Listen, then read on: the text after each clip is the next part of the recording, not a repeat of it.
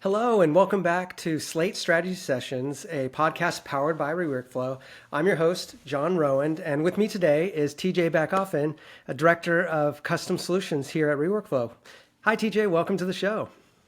Hey, John. Appreciate you having me. I've been looking forward to having my debut episode come out since I've started back with ReWorkflow in June.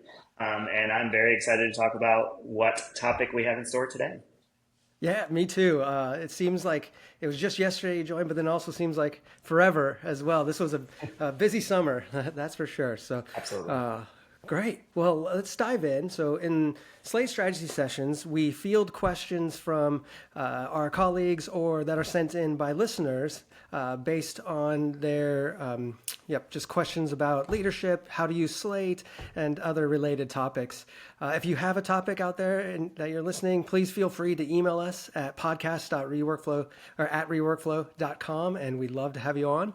Let's dive into today's, and today is a listener question. So it's from Luo Luo, who's Director of Enrollment Systems and Operations at Roosevelt University in Chicago, Illinois. And Luo asks how to make Slate's annual cycle prep more efficient.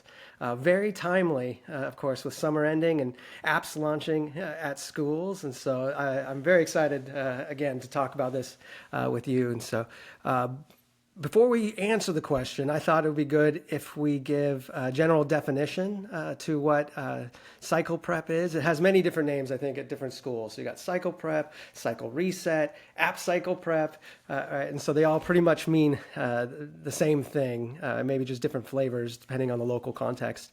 Technolutions has a great definition in the knowledge base that I'll just go ahead and read and share with everyone. Technolutions says that cycle prep is the regular and ongoing process of making sure that all Slate-based operations will remain effective during the next admission cycle or business year.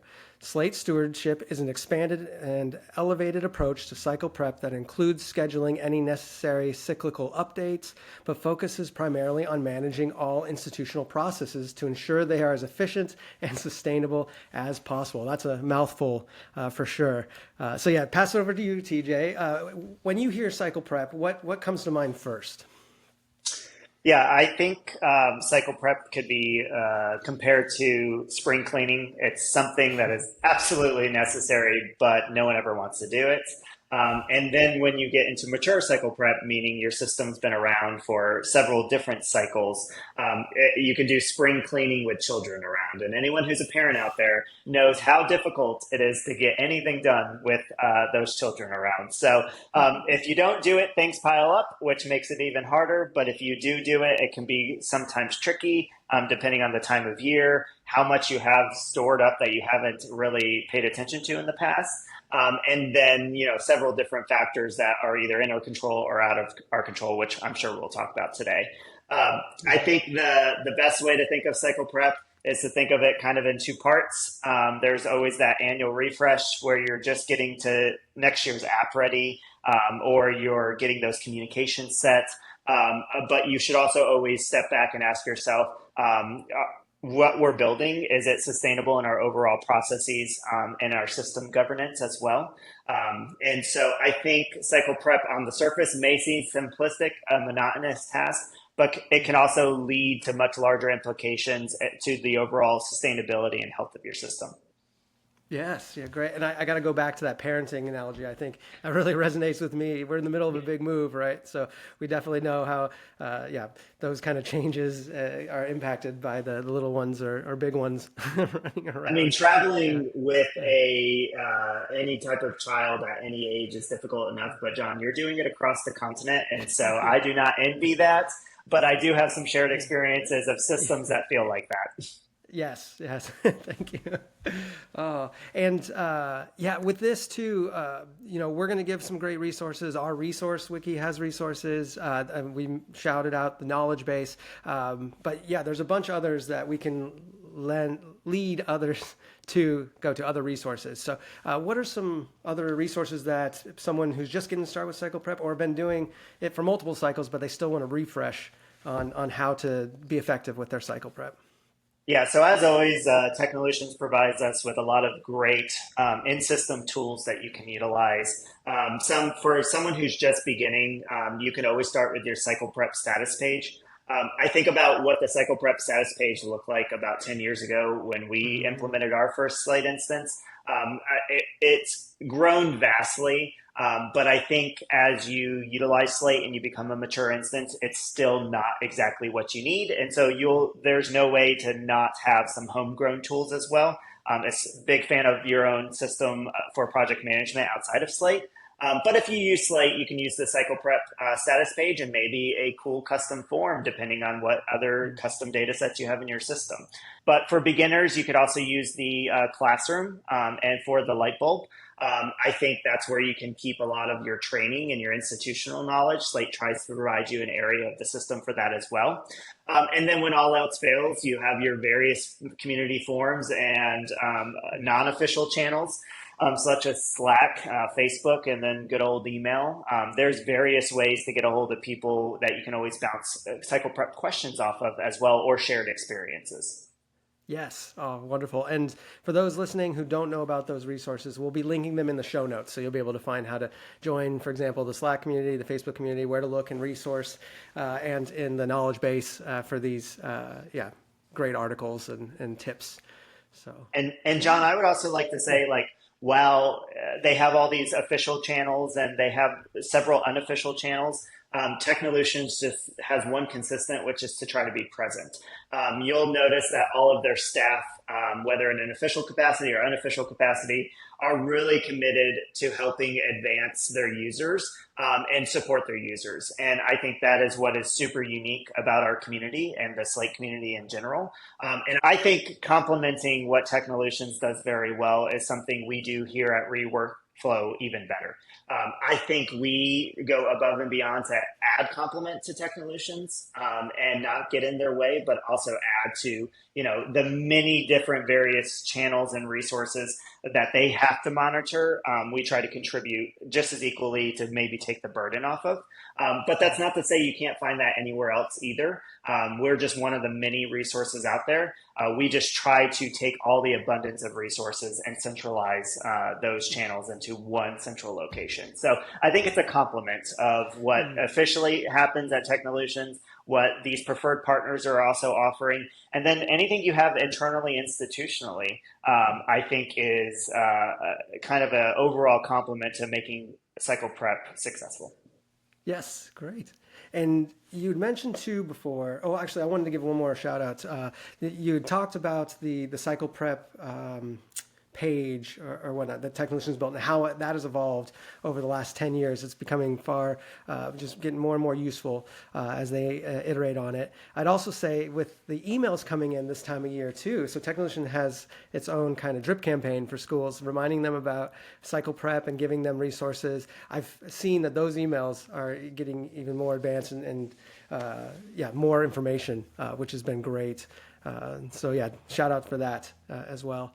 And the emails have been more robust too. And early on, they really have taken steps to get ahead of what the beast of cycle prep has become.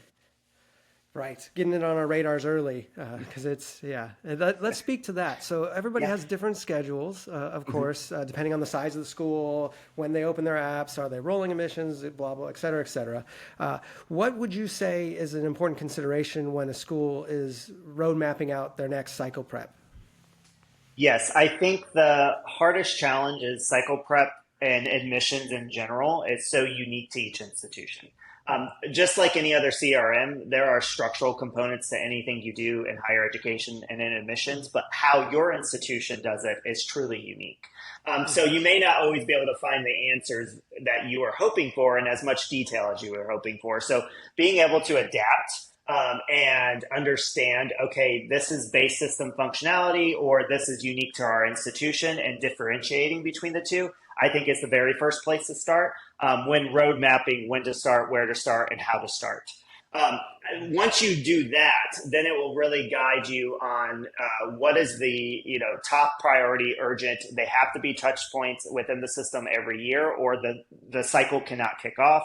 what are the important priorities, and then what are the nice to have but not necessarily necessary kind of laundry list that you kind of ignored, those home projects that kind of just get put on the back burner because our house is still standing without them, but they would be great to have. Any Slate user has those laundry lists, especially after coming back from Summit when you get so inspired with all of those bells and whistles and you just want to do everything. Then you roll right into cycle prep traditionally, and then you're like overwhelmed with what needs to be done versus what would be nice to have done. I think, John, you probably have that experience several times within any instance you've been in. You want to do everything, but where do you start? And that's the hardest question. Yes, and that's actually a great segue for the topic. I think you had mentioned at the top of the hour or top of the show about the two main pieces of cycle prep. And I think the first one, if I remember correctly, you said is the necessary updates, like the ones that are, what did you say, like unquestionable? No, necessary update that need to happen, like without, can't be put off. And I think I'm seeing here how you said it's like the nuts and bolts of cycle prep, right? Yeah. So could you speak to that a bit on what those items are to keep in mind? Yeah, so the nuts and bolts of cycle prep, obviously any entry point into the system. So what I like to think about is how is data getting into my system? There's two sides to it. There's the integration side, and then there's first source entry points. Those first source entry points that I like to keep a list of, it could be the Slate hosted application. It could be any form at any scope. So we're going outside of prospects, we're going outside of person scope forms, application scope forms, your custom data sets that you spent a lot of time on, maybe the non-custom data sets, but relational data sets, such as relationships and schools. Whatever you have a form built for needs to be assessed, whether it's by basic functionality, fields and prompts mappings, or maybe you need to create a new version for the year prior. You kind of just have to decide what is our approach to standard functionality. Are we refreshing it year over year? Do we have the timeline to be able to pull it down and do the refresh?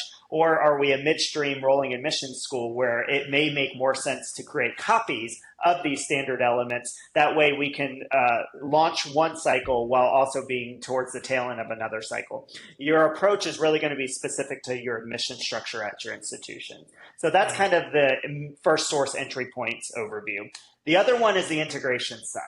I think integrations is one of my favorite topics in general. I could go on a whole long speech about integrations, but we're going to specifically just talk about cycle prep.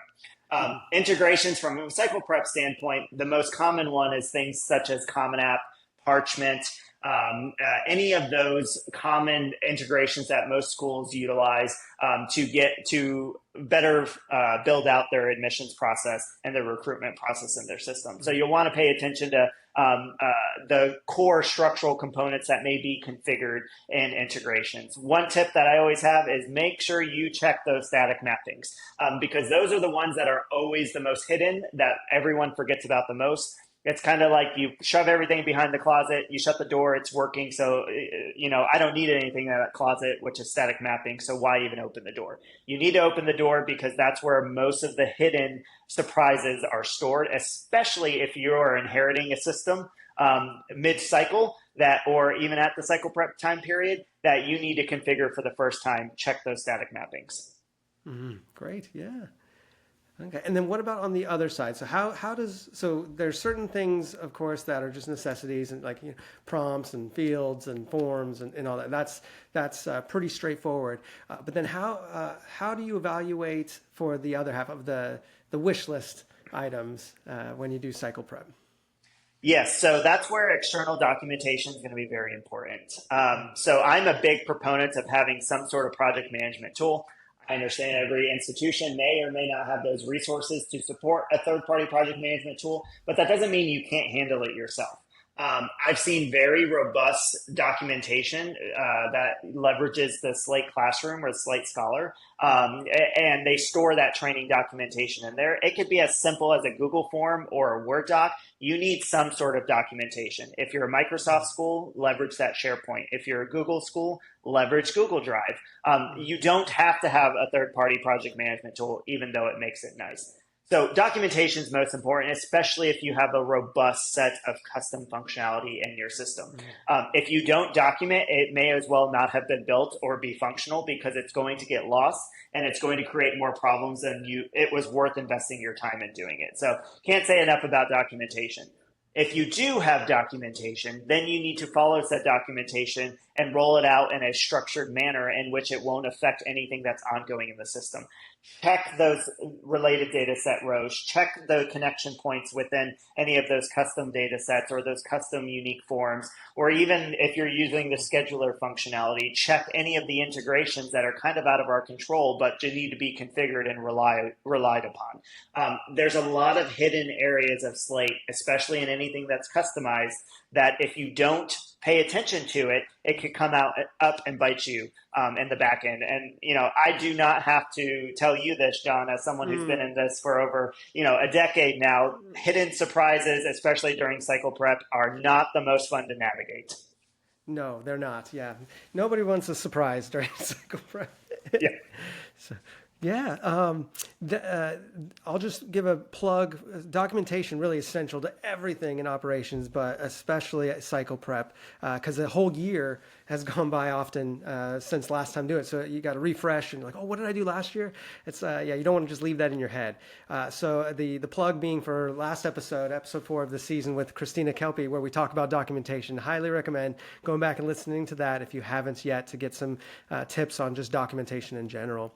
Also, Technolutions has in Slate projects module, which is not as robust as some other project management systems, but some schools find it to work for their needs. So that's also another tool that can be used. Let's talk about the people. So those who join cycle prep with you, even if you're a solo slater, an army of one, so to speak, at a school, if you're the only one managing the CRM, there are stakeholders certainly involved. You got faculty who likely are doing reading. You have your admissions counselors. You have your directors, assistant directors. A lot of people involved that might not be doing the cycle prep, but they're definitely giving feedback and insights, and you'll need updated information from them. So how would you advise to organize that group collaborative activity for cycle prep? Yeah, I think that feeds right into system governance. My background in rolling out my first Slate instance was at Texas A&M, which is, based on whatever list you look at, is very well either one of the largest public institutions or the second largest public institution in the country. That means we also have probably one of the largest subset of users of Slate, whether that's faculty, whether that's internal staff, or student workers. And so managing that on a large scale can prove challenging. So I think cycle prep is a perfect time to identifying those key stakeholders and all of the different subgroups that utilize your system. We did a really great user audit. We actually did it biannually just because we wanted to stay on top of student workers who come and go very quickly and have high turnover. So we did it biannually, and we had a point person in every single department or group that utilized Slate who would be responsible for approving this report that was sent to them. Building that repertoire is very important because we're going to rely on them during cycle prep as well.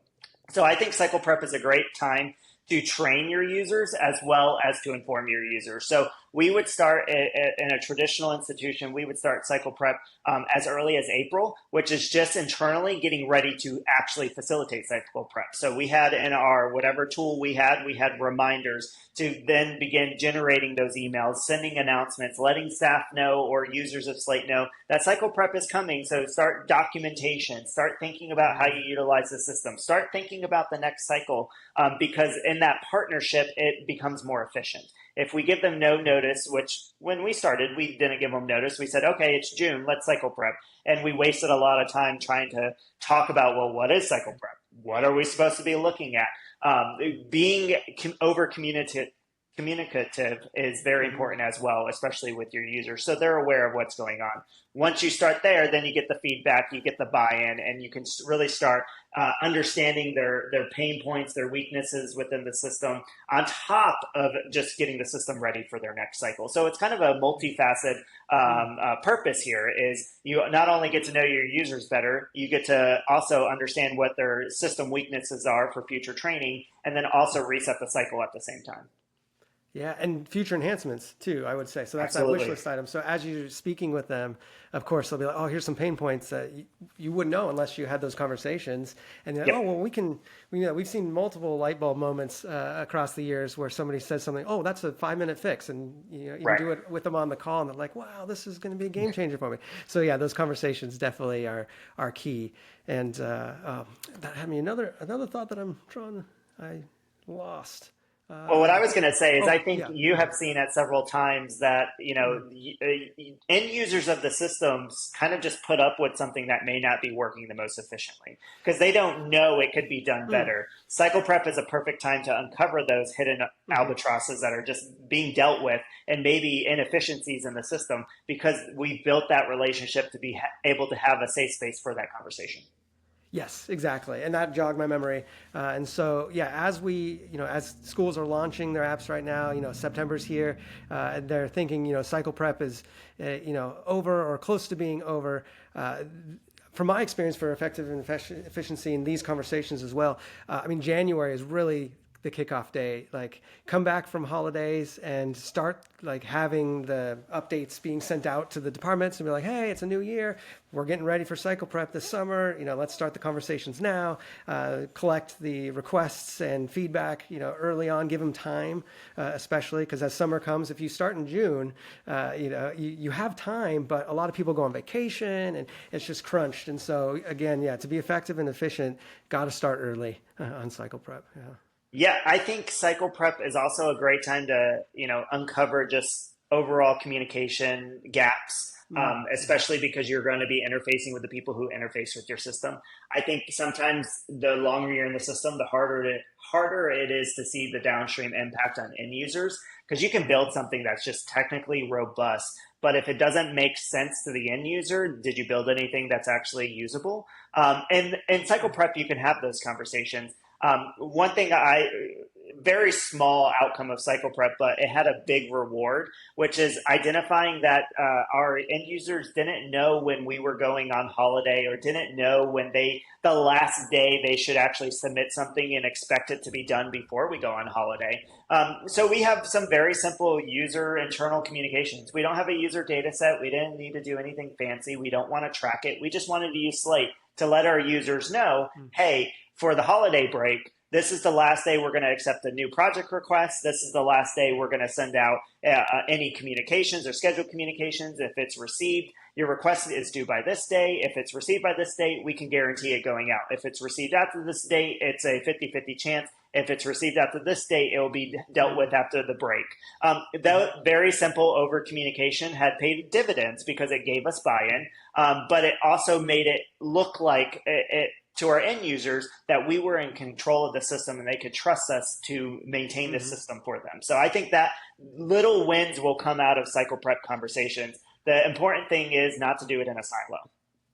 Yes, yeah. Oh, great points. Great points there. The one about the 100% deadline where it's like we can't do anything after this. I think that one is sometimes lost on the end users because they like, oh well, it's an easy system to update, right? Can't we just do it? Technically, yes, but there are implications. I'm thinking of the application, Yes. especially, right? You don't want to change the application significantly or even minor changes after it's launched out of fairness, for example, out of those who've submitted their applications already. Maybe you're adding a new question for those who haven't, and so is that fair to have a submitted application minus that question? Yeah. So there's a lot of considerations, not just can it be done, but should it, and how it plays across all policies and procedures with the offices. So yeah.